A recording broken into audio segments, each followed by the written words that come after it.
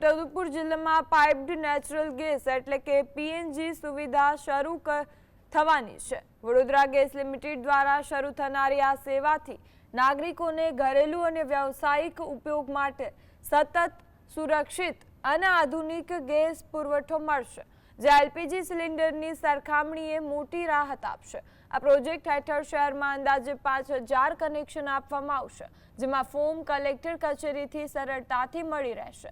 તંત્ર દ્વારા જમીન ફાળવણીની પ્રક્રિયા પૂર્ણ કરી દેવામાં આવી છે।